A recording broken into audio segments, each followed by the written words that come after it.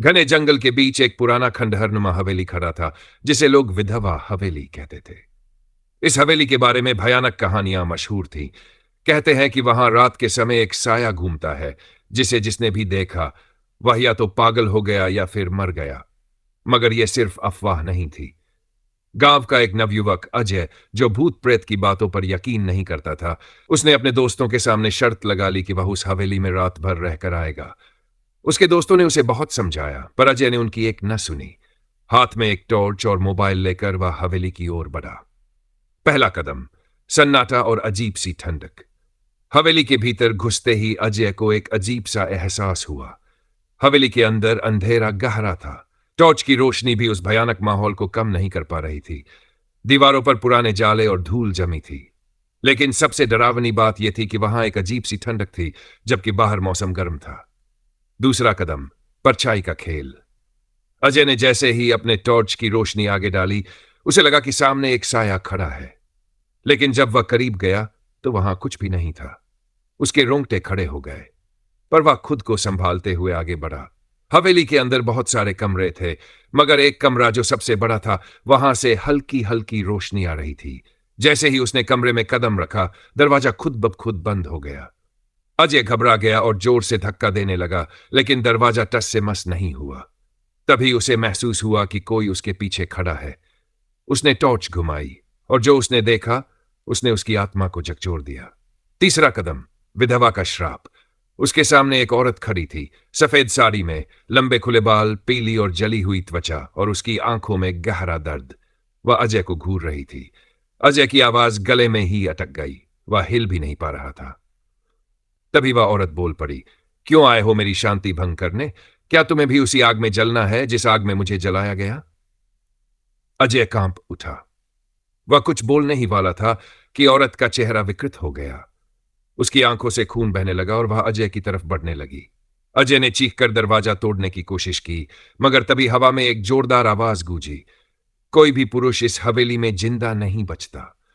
और अगले ही पल अजय की चीखें हवेली में गूंज उठी। अगली सुबह खून से सना दरवाजा। जब गांव वालों ने सुबह आकर हवेली का दरवाजा खोला तो अंदर का नजारा भयावह था। अजय का शरीर खून से लथपथ पड़ा था, उसकी आंखें बाहर निकल चुकी थी और चेहरा डर से विकृत हो चुका था। गांव के बुजुर्गों ने सिर झुकाकर कहा, उसने विधवा के श्राप को चुनौती दी थी, अब उसकी आत्मा भी इसी हवेली में भटकेगी। उस दिन के बाद कोई भी उस हवेली के पास जाने की हिम्मत नहीं कर सका और रात में वहां से हमेशा दर्द भरी चीखें सुनाई देती रहीं। गांव में अजय की मौत के बाद दहशत फैल गई थी। कोई भी उस हवेली के आसपास जाने की हिम्मत नहीं कर रहा था। लेकिन अजय की बहन संजीवनी इस बात को मानने के लिए तैयार नहीं थी कि उसका भाई किसी भूत प्रेत का शिकार हुआ है। उसे यकीन था कि कोई साजिश हुई है। संजीवनी ने गांव के बुजुर्ग पंडित रमाशंकर से इस हवेली के बारे में पूछा।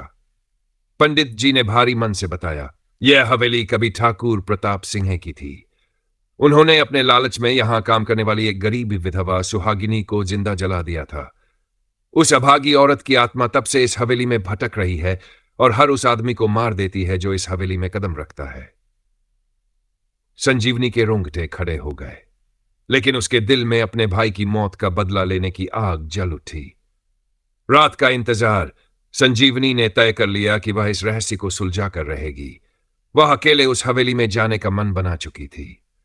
पंडित जी ने उसे रोकने की कोशिश की, मगर उसने उनकी एक न सुनी। रात गहराने लगी।